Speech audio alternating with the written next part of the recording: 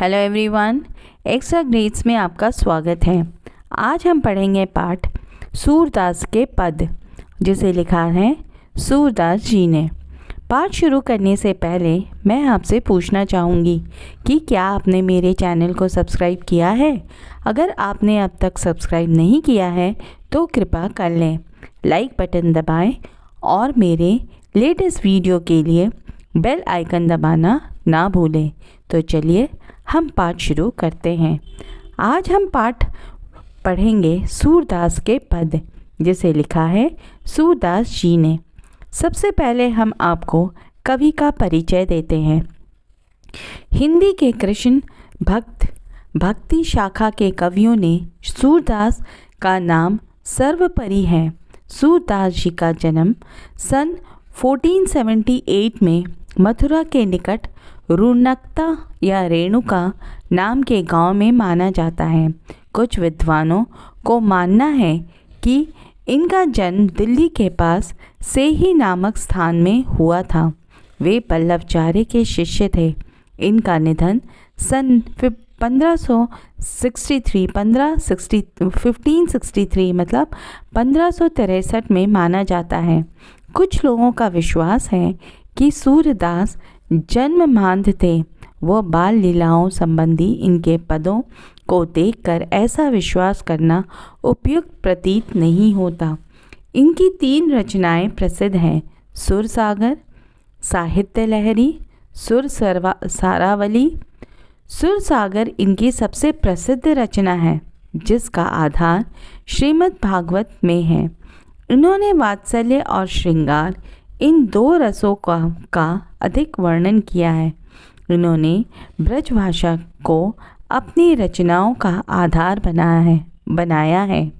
सूरदास के प्रस्तुत पदों में बाल कृष्ण के सौंदर्य, बाल चेष्टाओं और क्रीड़ाओं का मनोहर झांकी देखने को मिलती है, जिसका प्रमुख उद्देश्य माता यशोदा का बाल कृष्ण के प्रति अनंतमय वात्सल्य भाव, ममता की अभिव्यक्ति है। तो आइए देखते हैं पद। तो छात्रों, पहले पद में माता यशोदा बाल कृष्ण को मधुर लोरी गाकर पालने में झुलाती है और सुलाने की ममतामयी चेष्टा करती है। जसोदा हरि पालने झुलावे, हल रावे दुलराई, मह लावे, जोई सोई कछु गावे। मेरे लाल को आऊ निंदियारी, काहे न आए सुवावे। तू काहे नहीं बेगही आवे, ताको कान्हा बुलावे। कबहू पलक हरी मूंदती लेत है, कबहू अधर फड़वावे। सोवत जानी मौन है, कह हरी करी करी सैन बतावे। इन्हीं अंतर अकुलाई उठे हरी, जसुमती मधुरे गावे। जो सुख सूर अमर मुनि, दुर्लभ सो नंद भावनी पावे। इनके अर्थ हैं, शब्द का अर्थ है जशोदा का मतलब है यशोदा, हरि मतलब कृष्ण, हरि कृष्ण, निंदियारी मतलब नींद, कान्हा मतलब कृष्ण भगवान कृष्ण, कबहू मतलब कभी, मुंदी लेत है मतलब बंद कर लेते हैं, अधर का मतलब है होठ, सैन्य का मतलब है आँखों द्वारा संकेत, नंद भामिनी का मतलब है नंद की स्त्री मतलब यशोदा मैया, यशोदा। दुर्लभ का मतलब है दुर्लभ, खीजत का मतलब है झुंझलाना। जसोदा हरि पालने झुलावे, हल रावे दुलराई, मलहावे, जोर सोर कछु गावे। हल रावे का मतलब है हिलाती है, दुलराही दुलार या प्यार करना, मलहावे मतलब पुचकारना। इस पद में सूरदास जी ने भगवान श्री कृष्ण बाल कृष्ण की सयानावस्था, सोते वक्त की अवस्था का सुंदर चित्रण किया है। वो कहते हैं कि माँ की मैया यशोदा श्री कृष्ण को पालने में झुला रही है। कभी तो वह पालने को हल्का सा हिला देती हैं, कभी कन्हैया को प्यार करने लगती हैं और कभी मुख चूमने लगती है। ऐसा करते हुए वह जो मन में आता है वही गुनगुनाने भी लगती हैं। मेरे लाल को आओ निंदियारी, काहे न अनी सुदावे, तू काहे नहीं बेगही आवे, ताको काना बुलावे। निंदियारी का मतलब है नींद, बेगही का मतलब है जल्दी से। लेकिन कन्हैया को तब भी नींद नहीं आती है, इसीलिए यशोदा नींद को उलाहना देती है कि अरे निंदिया, तू आकर मेरे लाल को सुलाती क्यों नहीं, तू शीघ्रता से क्यों नहीं आती, देख तुझे कान्हा बुलाता है। कबहू पलक हरी मूंदी लेट है, कबहू उधर फरकावे, सोवत जनी मौन हवे, कै हरी करी करी सैन बतावे। अधर का मतलब है होठ, होठ। सैन का मतलब है संकेत, इशारा। जब यशोदा निंदिया को उल्हाना देती है तब श्री कृष्ण अभी तो पलकें मूंद लेते हैं और कभी होठों को फरकाते हैं। जब कन्हैया के नैन मूंदे तब यशोदा ने समझा कि अब तो कान्हा सो ही गया है। तभी कुछ गोपियाँ वहाँ आई। गोपियों को देखकर यशोदा उन्हें संकेत से शांत रहने को कहती हैं। इही अंतर अकुलाई उठे हरी, जसुमती मधुर मधुरे गावे, जो सुख सुर अमर मुनि दुर्लभ, सो नंद भामिनी पावे। नंद भामिनी का मतलब है नंद की पत्नी यशोदा। दुर्लभ का मतलब है दुर्लभ, मुश्किल से मिलने वाला। इसी अंतराल में श्री कृष्ण पुनः कुनमुनाकर जाग जाते हैं। जाग गए तब यशोदा उन्हें सुलाने के उद्देश्य से पुनः मधुर मधुर लोरियां गाने लगी। अंत में सूरदास नंद पत्नी यशोदा के भाग्य की सराहना करते हुए कहते हैं कि सचमुच ही यशोदा भाग्यशाली है, क्योंकि ऐसा सुख तो देवताओं व ऋषि मुनियों को भी दुर्लभ है। आइए अब पहला पद संपूर्ण रूप से जानते हैं। हिंदी साहित्य के वात्सल्य रस सम्राट महाकवि सूरदास के उपयुक्त पद में माँ यशोदा बाल कृष्ण को पालने में झुलाकर सुलाने का यत्न कर रही है।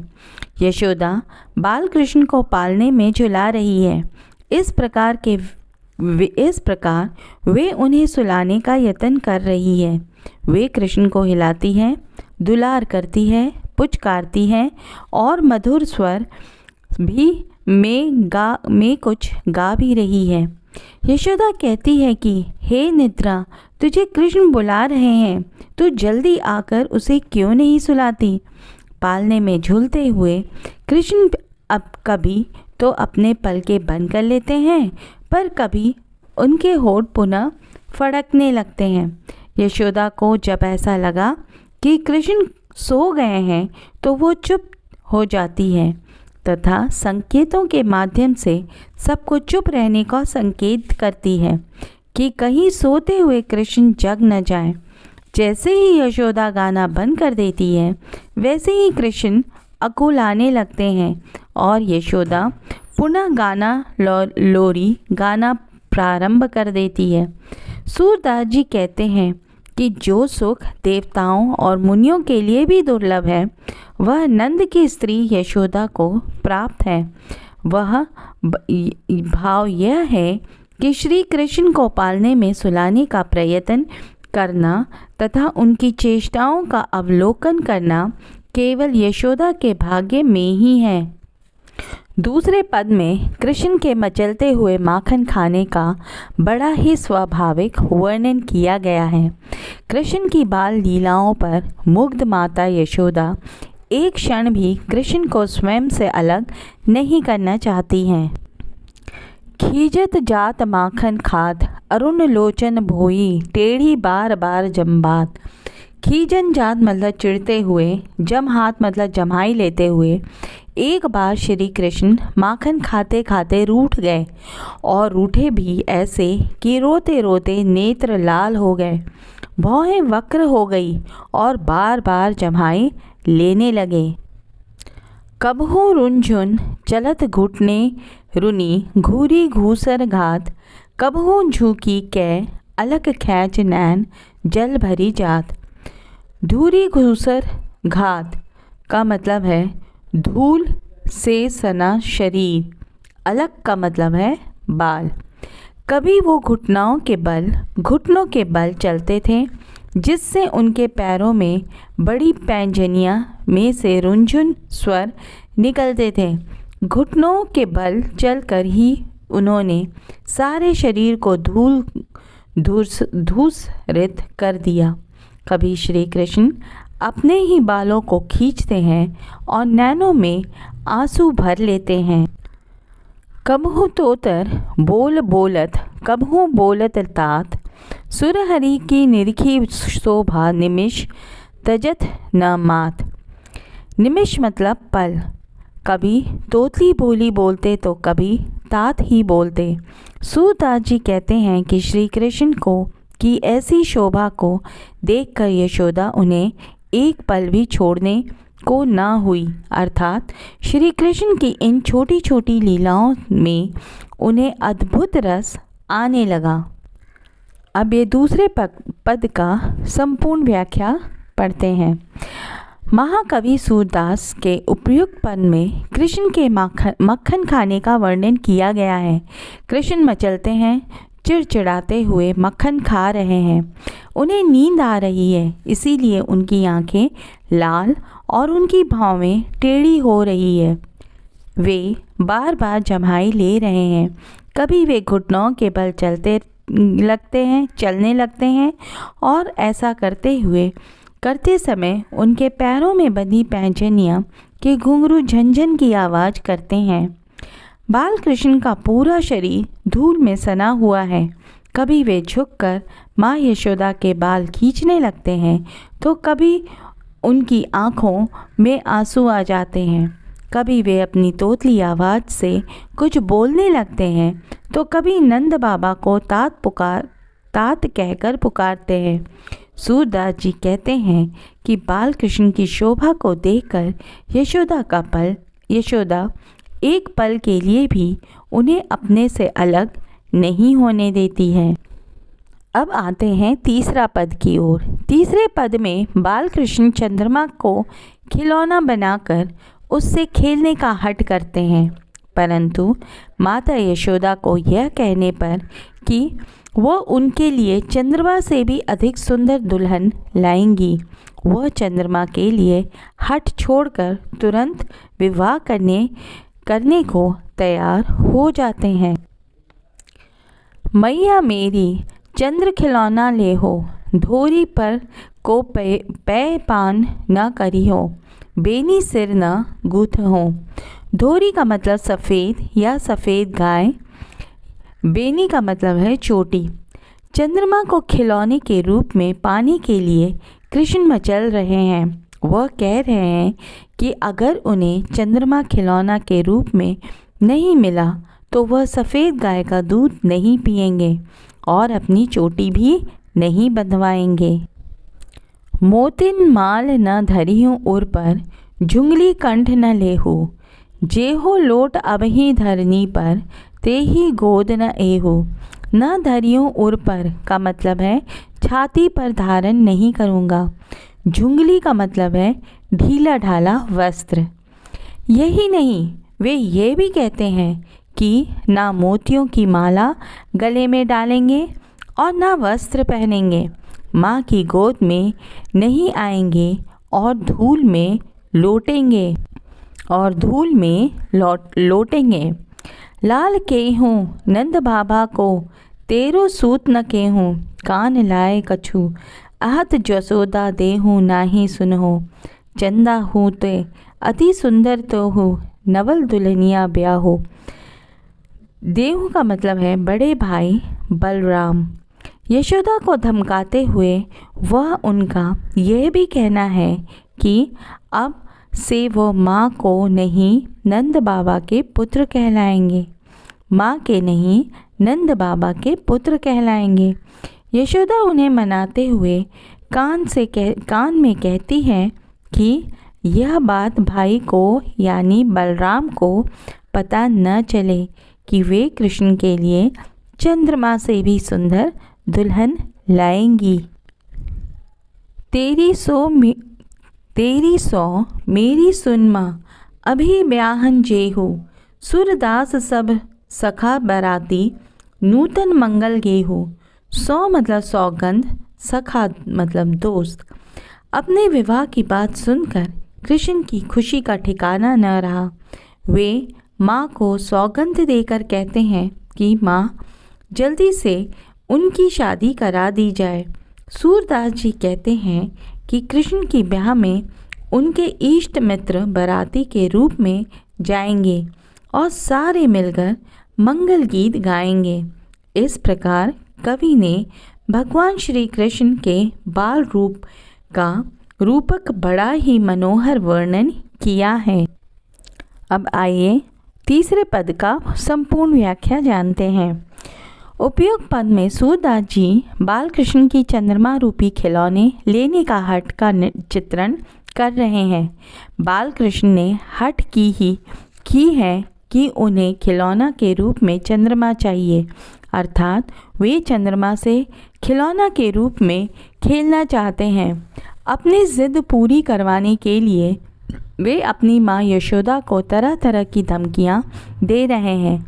वे कहते हैं यदि मुझे चंद्र खिलौना नहीं मिला तो मैं सफ़ेद गाय का दूध नहीं पीऊँगा, मैं अपनी बालों की चोटी भी नहीं गुथवाऊँगा, मोतियों की माला नहीं पहनूँगा तथा झंगोला भी नहीं पहनूँगा। वे कहते हैं कि हे माँ, यदि मुझे चंद्र खिलौना नहीं मिला तो मैं अभी ज़मीन पर लेट जाऊँगा, तुम्हारी गोद में नहीं आऊँगा, मैं तेरा पुत्र नहीं कहलाऊँगा और नंद बाबा का पुत्र कहलाऊँगा। कृष्ण की इन धमकियों को सुनकर माँ यशोदा कृष्ण के कान में कुछ कहती है, जिससे कि उस बात को बलराम ना सुन सके। वह उनके कान में कहती है कि वे चंद्रमा से भी सुंदर नई नवेली दुल्हन के साथ उसका विवाह करवाएगी। माँ की यह बात सुनकर कृष्ण बोलते हैं, हे माँ, तेरी सौगंध, मैं अभी विवाह करने जाऊँगा। सूरदास जी कहते हैं कि सारी सखा बाराती होंगे और वे मंगल गीत गाएंगे। तो यह पाठ सूरदास जी का पद यहीं समाप्त होता है। अगर आपको यह वीडियो अच्छी लगी तो वीडियो को लाइक कीजिएगा और चैनल को सब्सक्राइब करें, साथ ही बेल आइकन को भी दबाएं ताकि आने वाली हर एक वीडियो का अपडेट मिल सके। तो मिलते हैं अगले वीडियो में, तब तक के लिए धन्यवाद और वीडियो को अंत तक देखने के लिए धन्यवाद।